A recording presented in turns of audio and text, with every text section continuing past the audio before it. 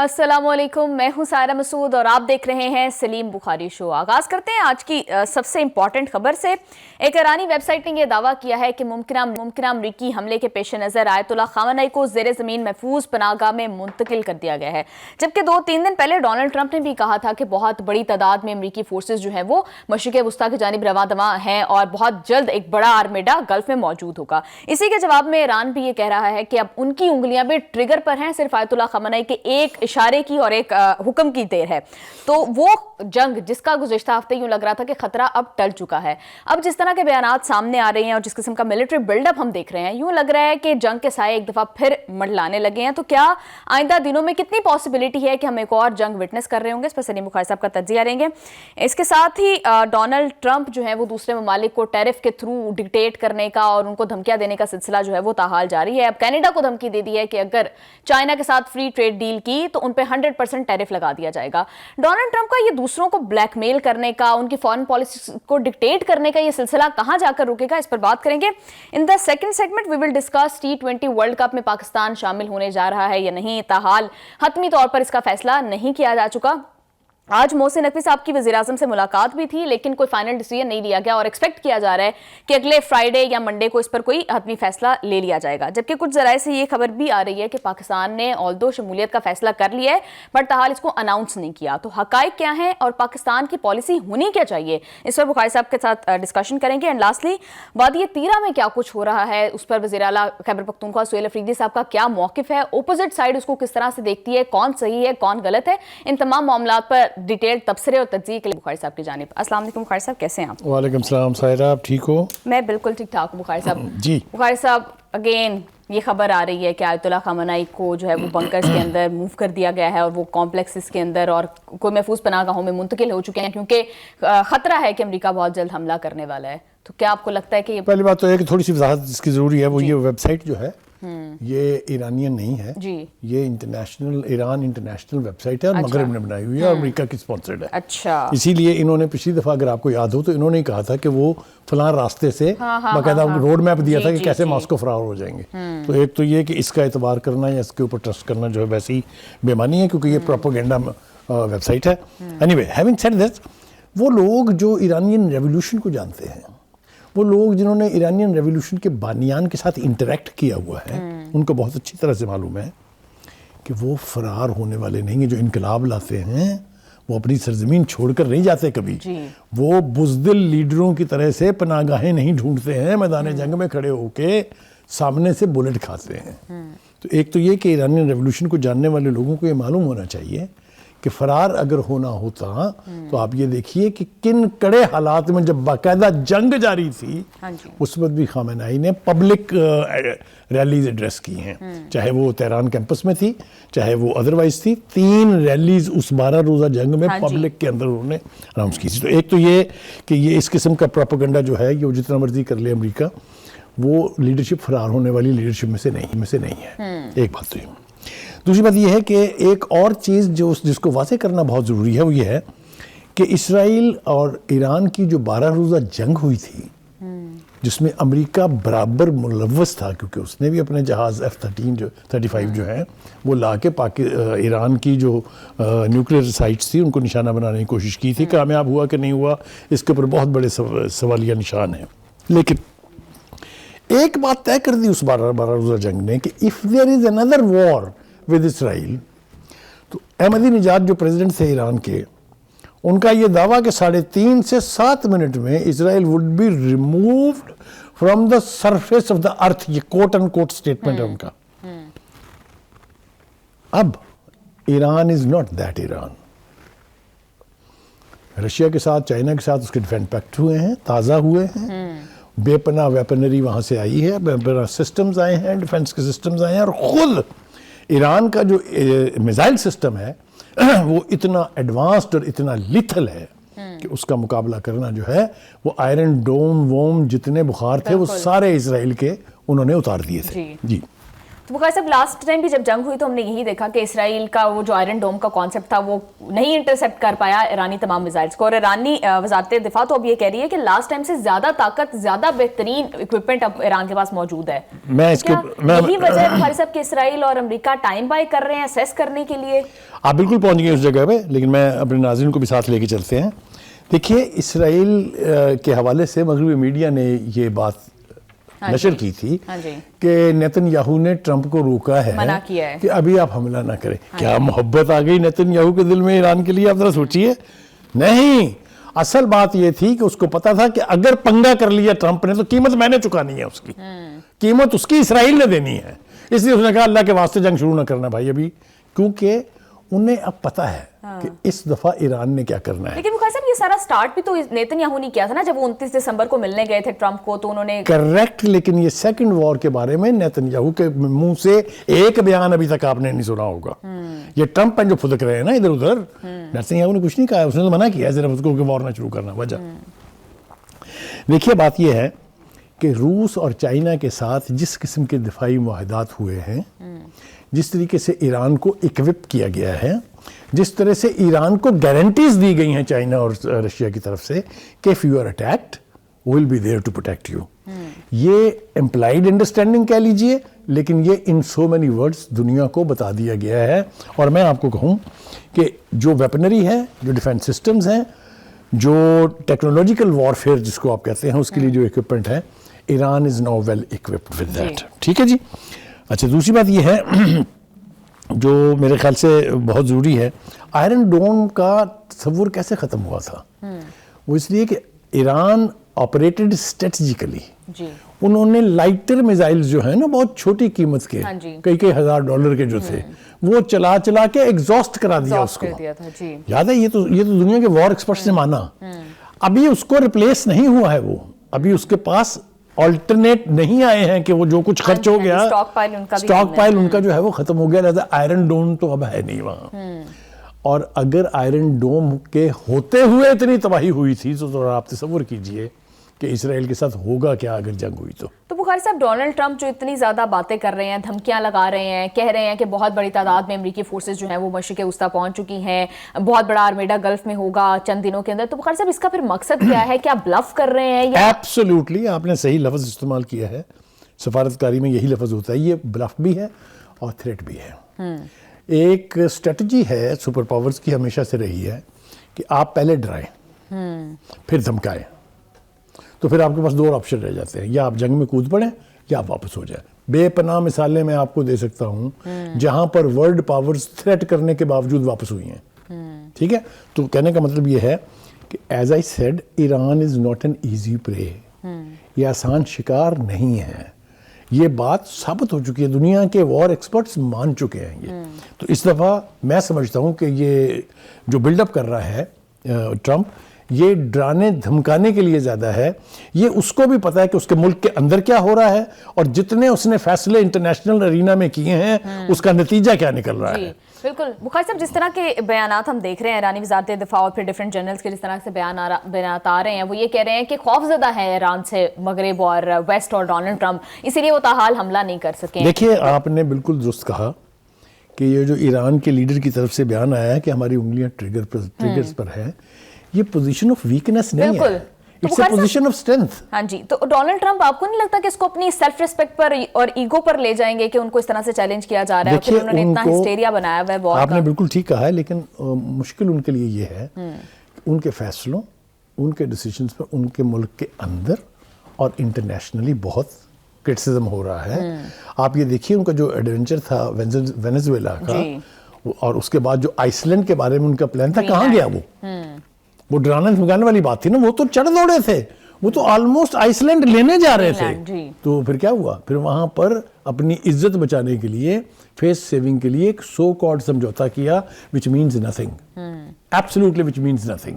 तो कहने का मतलब यह है कि ट्रंप इज नाउ, जिसको कहते हैं ना, इज एनसर्कल्ड, उसके गिर्द घेरा तंग होता जा रहा है। यूरोप जो हमेशा से छोटी बहन रहा है अमेरिका की, आप देखें किस तरह की हर आंखें फ्रंट दिखाई पर जा वॉर रही जो है है, वो ठीक है। खोल के बैठे हुए तो हैं इसलिए डोनाल्ड ये कहना कि Trump is in A comfortable position, ऐसा बिल्कुल नहीं है। मेरा नहीं ख्याल कि वो कोई भी एडवेंचर करने जा रहा है। जी बुखारी साहब बिल्कुल ठीक कह रहे हैं। प्रोग्राम में वापस आएंगे एक शॉर्ट ब्रेक के बाद, स्टे विद अस।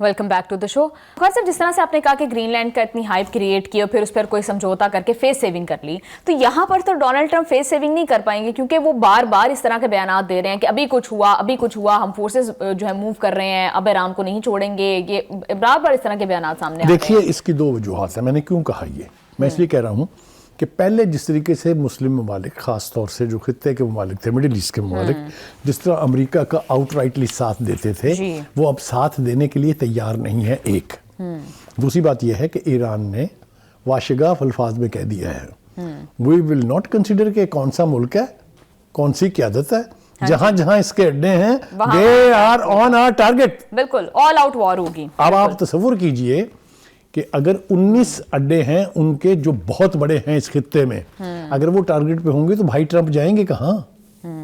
तो कहने का मतलब ये है, इट्स नॉट इजी।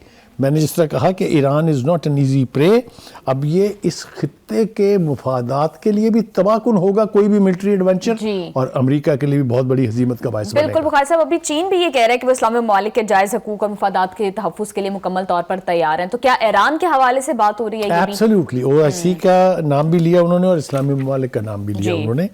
मैंने कहा ना कि जब वो जिसको कहते हैं ना अत खुदादा वैर, जब आप एक सिमत में किसी एक के हक में इतना आगे चले जाते हैं, तो बाकी दुनिया का भी तो अल्लाह कोई है ना, बाकी दुनिया के भी तो ऑप्शंस हैं ना अपने पास। बुखारी साहब, चाइना प्रैक्टिकली कर क्या सकता है? क्योंकि हम देखते हैं किसी भी कन्फ्लिक्ट के अंदर वो बूट्स ऑन ग्राउंड या मिलिटरीली इन्वॉल्व नहीं होता। पहली बात तो यह है कि ये उनकी पॉलिसी है कि Chinese soldier will never fight for any other land but for their fatherland. वो मदरलैंड नहीं कहते, उसको फादरलैंड कहते हैं। एक तो ये है।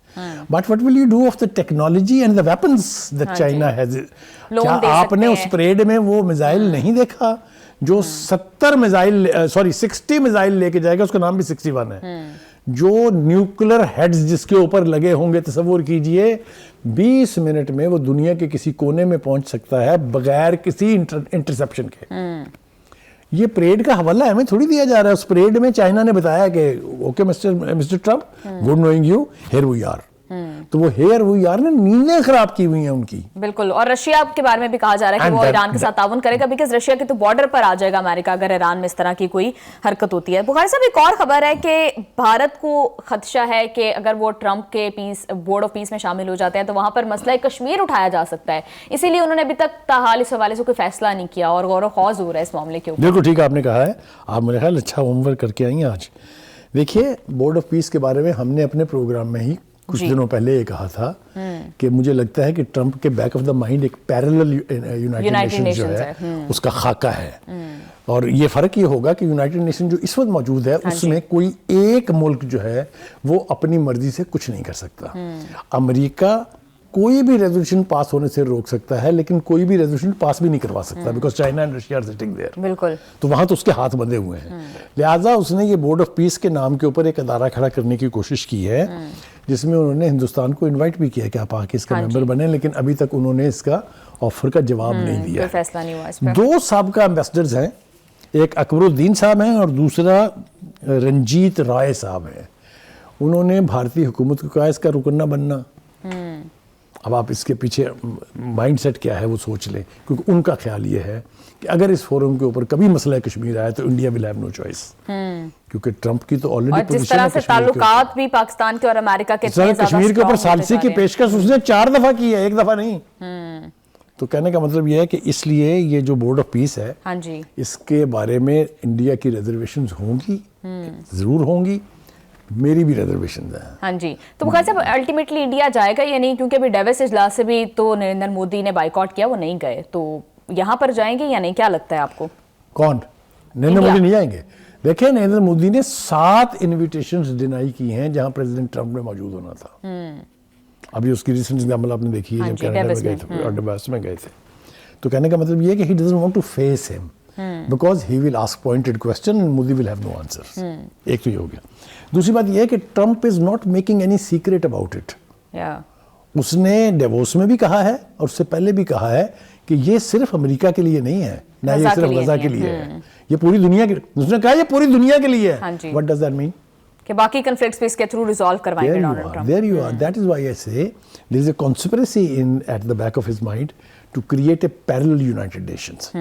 तो ये अब हमारे मुल्क की क़यादत ने क्या सोच के इसमें शमूलियत इख्तियार की है, क्या उसके नतायज होने जा रहे हैं उसके बारे में शायद अभी बात करना मुनासिब नहीं होगा, लेकिन इससे पहले कि आप जाएं, देखें 2-3 बातें और करनी हैं। एक तो ये जल्दी में, वरना तो मैं इसके ऊपर पूरा एक सेगमेंट करना चाहता था।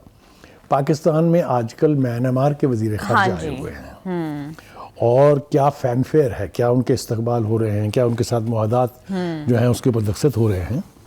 लेकिन एक मुसलमान मुल्क की हैसियत से, जो एक न्यूक्लियर पावर है, जो दुनिया की पॉलिटिक्स में, दुनिया की सिफारतकारी में अब एक मकाम रखता है जी, क्या हमें ये पूछना नहीं चाहिए था उनसे कि ये आपने रोहिंग्यन मुस्लिम्स के साथ किया क्या है? जो ऑफिशियल रिपोर्ट्स हैं जिसके ऊपर यूनाइटेड नेशन की स्टैंप है, 24,000 लोगों को आपने रुथलेसली कत्ल कर दिया, 18,000 खवातीन की इज्जत दरीवरी की गई और आपने रेप किया उनको, आपने किश्तियां डबो दी उनकी पानी के अंदर। कोई तस्करा तो उसका होना चाहिए था ना। हम इतने बड़े बनते हैं बाकी मुस्लिम काजिज के, तो ये मुस्लिम कॉज नहीं है।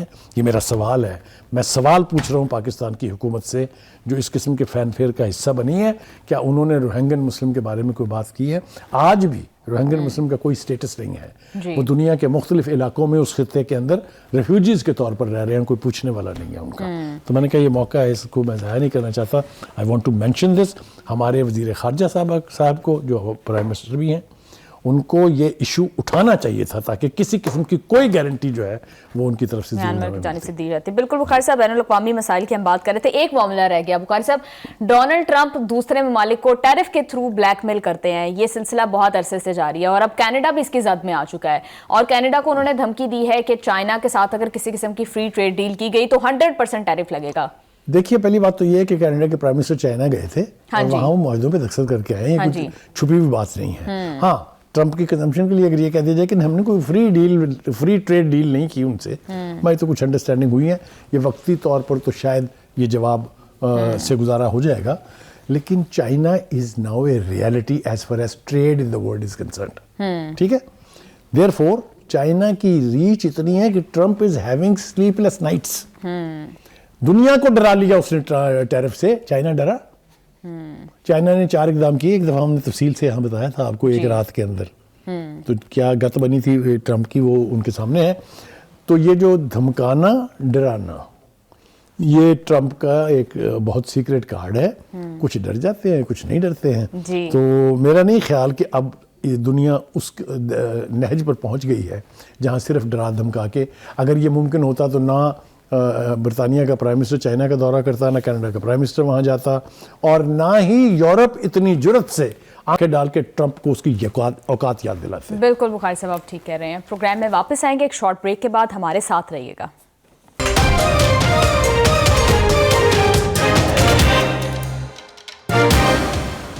Welcome back to the show.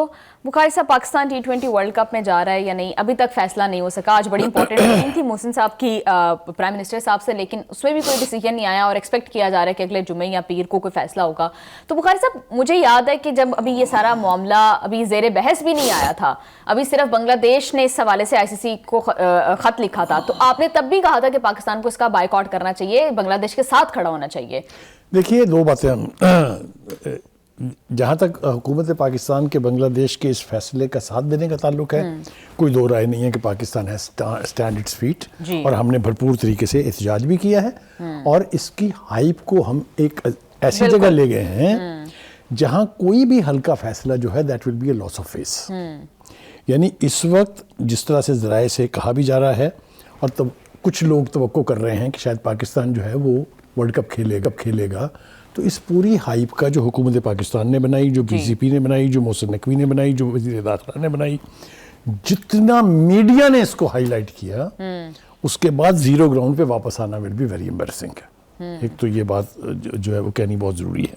दूसरी बात यह है कि पाकिस्तान आज से नहीं, बड़ी देर से हिंदुस्तान की क्रिकेट की दुनिया पे जो इजारादारी है, इसके खिलाफ जद्दोजहद करता आ रहा है। अगर आपको याद हो, जब इंडिया ने पाकिस्तान आकर खेलने से इनकार किया तब भी हमारे पास बहुत बड़ी पोजीशन थी कि हम उसका बायकॉट करते हैं, लेकिन हमने क्रिकेट को बचाने के लिए हम एग्री किए कि इंडिया के साथ हम मैचेस खेलेंगे। ठीक है, ये होता है सेंस ऑफ अकोमोडेशन।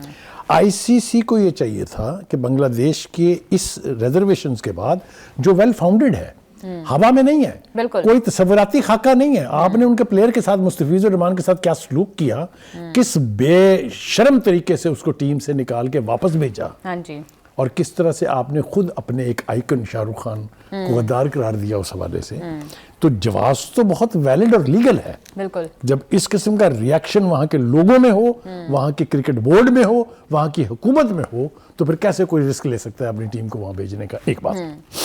दूसरी बात यह है कि हिंदुस्तान में क्रिकेट के साथ आरएसएस और बीजेपी ने एक दफा खिलवाड़ नहीं किया है। अगर आपको याद हो, जो बरतानिया का मैच हो रहा था कोयटा के स्टेडियम में, उस वक्त जो वहाँ वो फायर क्रैकर्स फायर किए गए थे, आपको अच्छी तरह याद होना चाहिए। और जिस तरह हमारे दौरे जब हुआ करते थे उससे पहले आरएसएस की धमकियाँ आती थी, हम विकेटें उखाड़ देंगे, हम स्टेडियम को आग लगा देंगे एंड वगैरह वगैरह। तो वहाँ एक बाकायदा रवैया है। हाँ जी। वहाँ के जो एक्सट्रीमिस्ट हैं उनका एंटी क्रिकेट, एंटी यानी स्पोर्ट्स एक रवैया है। तो उनके तो प्लेयर्स बुखार से मैच हार जाए तो वो उनके घरों को तोड़ना शुरू कर अभी देते आपने हैं। देखा नहीं कितनी बदतमीजी का मुजाहरा किया उन्होंने, ये जो एशिया कप हुआ था कि एक टीम जो है उसको टास्क करने के लिए वो कप्तान आपस में हाथ नहीं मिला रहे। वो एक टीम का कैप्टन इतना बड़ा इडियट और स्टूपिड है कि वो कहता है मैं तो आपसे ट्रॉफी नहीं लूंगा। ये कहाँ होता है, कौन सी दुनिया में होता है ये? दिस इज नॉट स्पोर्ट्स, बिल्कुल। This is politics. मुकेश साहब, आप कह रहे हैं कि पॉइंट 0 पर आना पाकिस्तान के लिए अब ठीक नहीं है, इतना ज्यादा इसको हाइप अप करने के बाद, तो फिर क्या ऑप्शंस मौजूद हैं, क्या कर सकते हैं? देखिए, ऑप्शंस के बारे में जो कुछ हमें बताया जा रहा है उसको थोड़े बयान कर देते हैं पहले, फिर उसके ऊपर मैं अपना कमेंट दे दूंगा। एक तो ये कि 15 फरवरी को कोलंबो में भारत के मैच का बाइकआउट किया जा सकता है, which will mean we will lose 2 points, but that will have no impact. ठीक है, इंडिया को आराम से बगैर खेले 2 पॉइंट मिल जाएंगे। उसके बाद कहा जा रहा है जी भारत के खिलाफ, यूं भी तो लगेगा कि शायद पाकिस्तान इंडिया के मैचेस से भाग रहा है, यहाँ ये सारी तो इंटरप्रिटेशन है ना।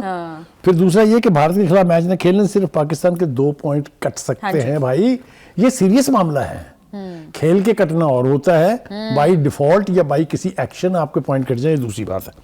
फिर वो कहा जा रहा है जी कि भारत के खिलाफ मैच न खेलने से आईसीसी को भारी नुकसान होगा। आईसीसी इस वक्त अपनी अना का मसला बनाए हुए है, उसको किसी नुकसान से कोई फर्क पड़ने वाला नहीं है। फिर कहा गया जी कि वर्ल्ड कप के बारे में शिरकत के हवाले से बोर्ड अपने ऑप्शन जो है छुपाए रखेगा। इतनी हाइप के बाद आप ऑप्शन छुपा नहीं सकते हैं अपनी। ठीक है जी। दूसरी बात यह कि स्याह पट्टियां बांध के हम मैच खेलेंगे ताकि इजहार यकजहती हो सके बांग्लादेश की टीम के साथ। इनको नोबडी नोटिसेस। सिंबॉलिकली तो हो सकता है, लेकिन इसका प्रैक्टिकल इम्पैक्ट नहीं होगा। लेकिन आईसीसी की सेहत पे क्या असर होगा इससे? ठीक है जी। दूसरा ये है कि जी जो भी मैच आप जीते हैं उसकी फतह जो है वो बांग्लादेश के नाम कर दें। ये ढकोसले कह लीजिए आपको या छोटे छोटे जेस्चर्स हैं, ये उस मोनोपोली को तोड़ने की कोशिश नहीं है। मैं फिर आपसे ये कह रहा हूं कि जो स्टांस मोहसिन नकवी ने लिया बांग्लादेश की टीम के हवाले से एज पीसीबी के chairman and as interior minister, that is respectable. पूरी दुनिया ने उसकी तारीफ की है। पाकिस्तान में जो पजीराई मिली उसको, पूरे मीडिया में ग्रास रूट लेवल के ऊपर लोगों ने कहा कि मोहसिन नकवी जिंदाबाद। हाँ जी बिल्कुल, उन्होंने तो कह दिया था कि 22वीं टीम का भी अरेंज कर लें अगर फिर इसी तरह से पाकिस्तान नहीं जाने का फैसला करता तो। बुखारी साहब वो, लेकिन ये भी बात आ रही थी कि ये एक ऐसा मामला है जिसमें फॉरेन पॉलिसी को भी देखना होता है, बहुत सारे मामला जो है वो। देखिए, फॉरेन पॉलिसी तब तो नहीं देखी जा रही जब हिंदुस्तान जो है वो स्पोर्ट्स की दुनिया के अंदर सियासत को लेके आ रहा है, उस वक्त तो कोई नहीं देखता। दूसरी बात यह है कि मोहसिन नकवी ने अभी रिसेंटली अपने एक बयान में कहा था कि देखिए जो नुकसान से डराया जा रहा है ना, हमें कोई बड़ा नुकसान हो जाएगा जी, प्लेयर को पैसे नहीं मिलेंगे जी। वो कहते हैं, जब ये उनका कोट एंड कोट में बता रहा हूँ, जब जंग होती है तो नुकसान नहीं देखे जाते, which is absolutely perfect statement. तो नुकसान जो भी होगा वो अपनी जगह है, but this is about the time कि हमको ये बता दें कि अगर हिंदुस्तान स्पोर्ट्स के नाम पर सियासत करेगा तो हम उसका साथ देने के लिए तैयार नहीं। I think this is about the time we should call off this world cup. आपको लगता है कि पाकिस्तान को बायकॉट कर देना चाहिए वर्ल्ड कप का? बिल्कुल बुखारी साहब, आप ठीक कह रहे हैं। प्रोग्राम में वापस आएंगे एक शॉर्ट ब्रेक के बाद, स्टे विद अस।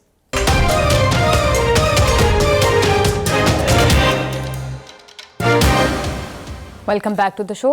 बुखार साहब, वज़ीर आला खैबर पख्तूनख्वा सुहेल अफरीदी साहब ये कह रहे हैं कि अब बंद कमरों के फैसले कबूल नहीं करेंगे, और वो ये कह रहे हैं कि तीरा से लोगों को फोर्सफुली डिस्प्लेस किया जा रहा है, जबकि हुकूमती इदारों का ये मौक़िफ़ है कि ऐसा कुछ नहीं किया जा रहा, बल्कि लोग खुद अपनी मर्जी से नकल मकानी कर रहे हैं ऑपरेशन, क्योंकि इसकी इत्तला पहले दी गई थी। तो बुखार साहब, आपको क्या लगता है क्या मामला है और किस तरह से देखते हैं आप इसको? देखिए, पहली बात तो यह है कि इनके इस बयान से ये बात साबित हो गई है कि इन्हें अभी तक यही इदराक नहीं है कि रमूज़ सल्तनत चलाए कैसे जाते हैं। वो उनका ख्याल ये है कि ये जो सिक्योरिटी के हवाले से फैसले होते हैं, ये या चौक में बैठ के या किसी मिंटो पार्क टाइप जगह के ऊपर बैठ के करने चाहिए। उन्हें ये भी नहीं पता कि इस किस्म के फैसले हमेशा इन कैमराज होते हैं और बहुत महदूद हद तक उन फैसलों की रसाई किसी को दी जाती है ताकि ऑपरेशन जो है वो अफेक्ट ना हो सके। अब ये मैं तो नहीं सिखा सकता इनको, ये तो एनीवे अपनी जगह है। देखिए, दो बातें उन्होंने और अहम की हैं। उन्होंने कहा, जनाब, बयानिया बनाया गया कि हम फौज और अदारे के खिलाफ हैं। फिर वो कहते हैं हम ना फौज के दुश्मन हैं ना अदारों के, बस जो बंद कमरों में फैसले करते हैं हम उनके खिलाफ है। इशारा किस तरफ है? उसी फौज की तरफ। यही कहते हैं ना कि फौज कर रही है फैसले। पहली बात तो ये है कि तारीख उठा के देखें, लॉन्ग मार्च किसने किया था? पीटीआई ने किया था, एक चीफ की अपॉइंटमेंट रुकवाने के लिए। इज दैट राइट और not? Yes. Who was that chief? General Asim Munir. ठीक है, आपने किसने आपके अलावा आज तक पाकिस्तान की तारीख में पाकिस्तान के जनरलों को गद्दार कहा? किसने नाम लेके कहा कि आप मीर जाफर हैं, आप मीर सादिक हैं? किसने आज तक ये कहा कि फलां आर्मी चीफ को हम कब्र तक नहीं छोड़ेंगे? जी। फिर आप कहते हैं कि हमारी दुश्मनी नहीं है उनसे। यानी ये क्या मतलब है, बच्चे गाना बयानात हैं ये। लेकिन बुखार साहब, इस रिफ्ट का खमियाजा तो आवाम भुगत रही है, वो लोग भुगत रहे हैं जो इतनी सर्दी में, इतने शदीद ठंड के अंदर। देखिए, हुकूमत का मौक़िफ़ ये है कि हमने ऑपरेशंस के हवाले से सूबाई हुकूमत, केपीके की हुकूमत को बहुत वक्त पहले, बर्फ़बारी के मौसम से 2 महीने पहले कह दिया था कि हमने इस इलाके में ऑपरेशन करने हैं, क्योंकि हमारे पास इंफॉर्मेशन बेस्ड ये कंफर्म इतलात है कि यहाँ पर बहुत सारे लोग जो हैं वो टीटीपी से और दाइश के साथ और जो है वो मुलव्वस यहाँ पर रह रहे हैं। लेकिन उस वार्निंग को कह लीजिए, उस खत को कह लीजिए, उस नाम जो मर्जी दे लें, अब हुकूमत जो केपीके की हुकूमत को नोटिफिकेशन कह रही है, उस वक्त तो आपने किया नहीं। जब ऑपरेशन शुरू हो गए तो ज़ाहिर है वहाँ से लोगों ने निकलना था। अब उनको निकलने के लिए मदद फराहम करना किसका काम है? हुकूमत ने मशवरा दिया था फेडरल गवर्नमेंट ने उनको कि इनको आप एज डिस्प्लेस्ड पर्सन किसी मुनासिब जगह पर वक्ती तौर के लिए रख लें, ऑपरेशन करने के बाद इनको वापस ले जाके वहीं बसा दिया जाएगा। कोई ऑल्टरनेटिव नहीं दिया गया, और लोग बताते हैं कि वो 100 किलोमीटर अपने बच्चों के साथ, खवातीन के साथ ट्रैवल करके आए हैं, और फिर जो डिस्प्लेसमेंट जहाँ पर रजिस्ट्रेशन बेंचेस हैं, डेस्क हैं, वहाँ पर भी इतनी मिसमैनेजमेंट है। देखिए, ये हम किसी सूरत अवाम की जो तकालीफ है, अवाम को जिन मुश्किलात का सामना है, उसको जस्टिफाई नहीं करार दे सकते हैं। ये हुकूमत चाहे फेडरल हो चाहे सूबाई हो, उनकी जिम्मेदारी है। जो डिस्ट्रिक्ट कमिश्नर है, डिप्टी कमिश्नर है, जो उनकी जिम्मेदारी है कि लोगों को किसी किस्म की कोई तकलीफ ना हो। इस पर तो कोई दो राय नहीं है। लेकिन वो ये कहते हैं कि उन्हें 2-3 चीज़ों की तकलीफ है। एक ये कि जनरल अहमद शरीफ ने आके पेशावर में प्रेस कॉन्फ्रेंस क्यों की थी? हाँ जी। सिक्योरिटी थ्रेटन जो एरिया हो वहीं पर जाके गुफ्तगू करनी चाहिए, इसमें तो कोई दो राय नहीं है। और वो फेडरल फोर्स है, वो किसी महल्ले की फोर्स नहीं है। ठीक है। दूसरी बात यह है कि आपने कहा कि किसी अदारे को सियासत में मुदाखलत नहीं करनी चाहिए। बहुत जल्दी आपको होश आ गई है। यानी जो कुछ जनरल बाजवा और जनरल फैज़ हमीद कर रहे थे वो बिल्कुल ठीक था, इसलिए कि वो आपके हक में कर रहे थे। हाँ जी। बुखारी साहब, सुहेल अफरीदी साहब ये भी कह रहे हैं, मुझे वज़ीर आला बनने से रोकने के लिए हर हरबा इस्तेमाल किया गया, 3 ऑप्शंस पर गौर किया गया, या तो नाअहल कर दें, या गवर्नर राज लगा दें, और या फिर मुझे मार ही दें। देखिए, पहली बात तो यह है, कोई हुकूमत ये रिस्क नहीं ले सकती कि किसी एक सूबाई हुकूमत के सरबराह यानी चीफ मिनिस्टर को मार दिया जाए। ये तो ज़ेबे दास्तान है। जहाँ तक गवर्नर राज का ताल्लुक है, बीबी मैं आपको ये बता रहा हूँ, this is a serious option with the government and it's a constitutional option. Governor राज लगाना, जो हालात हैं सूबे के, जो आपकी परफॉर्मेंस है, उस पर तो लग सकता है, ये तो आईनी है। एक बात। दूसरी बात यह है कि आपको नाअहल करार देने का जहाँ तक ताल्लुक है, हुकूमत के पास बोरियों में सबूत हैं आपके खिलाफ, बोरियों में। बुखारी साहब, मेरा सवाल उस दिन भी यही था जब लास्ट टाइम भी हमने ये बात की कि फिर अगर इतने क्लियर एविडेंसेस मौजूद हैं तो फिर उनको सामने क्यों नहीं लेकर आया जाता और उस पर कोई केसेस क्यों नहीं होते? मैं समझता हूं कि हुकूमत ने इस मामले में रेस्ट्रेंट से काम लिया है और ये दानिशमंदी है। देखिए, पूरी दुनिया को सेंटर के और केपीके के बीच जो इख्तलाफात है, जो टेंशन है, जो हाइप है, किसको नहीं पता। इस वक्त कोई भी यूनिलैटरल एक्शन लिया जाएगा तो उसकी इंटरप्रिटेशन मुख्तलिफ होगी। तो मैं समझता हूं कि गवर्नर रूल का ऑप्शन ना इस्तेमाल करके, सुहेल अफरीदी को नाअहल ना करके, government has behaved very intelligently. ठीक है जी। दूसरी बात यह है कि एक ऐसा चीफ मिनिस्टर सूबे का जो फेडरल गवर्नमेंट से कहे कि अफगानिस्तान दहशतगर्दी में मुलव्वस है, मेरे पास सबूत लाओ, सबूत दो मुझे। कैसे? ये आप तसव्वुर कर सकते हैं इस बात का?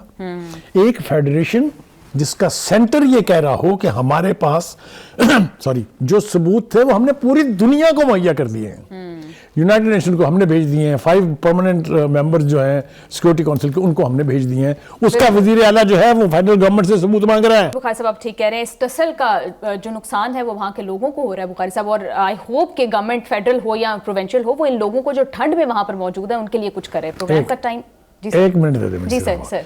देखिए, हमारे एक बहुत सीनियर एंकर है, बहुत दिल में इज्जत है हमारे, इसलिए कि बहुत ही सीनियर वो है, एनालिस्ट हैं। हाँ जी। उन्होंने कल फरमाया कि इमरान खान जैसा कोई आदमी ढूंढ के लाना चाहिए जो इसराइल की आंखों में आंखें डाल के बात कर सके। मैं उनसे एक स्टूडेंट के तौर पे पूछना चाहता हूं कि जनाब मुझे ज़रा हवाला तो दे दीजिए उन बयानात का, और मैं फिर आपको हवाला दूंगा कि as a prime minister of Pakistan किस आदमी ने जाके अपने साले की जीव उसकी कैंपेन की थी बरतानिया के अंदर। तो थोड़े से फैक्ट्स को हमें अपने सामने रखना चाहिए। खान साहब ने आज तक कभी इसराइल को एड्रेस करके फ़लस्तीनियों की आवाज़ नहीं की है। जी बिल्कुल बुखारी साहब आप ठीक कह रहे हैं। प्रोग्राम का टाइम हो गया ख़त्म। सी यू ऑल टुमारो। अल्लाह हाफ़िज़।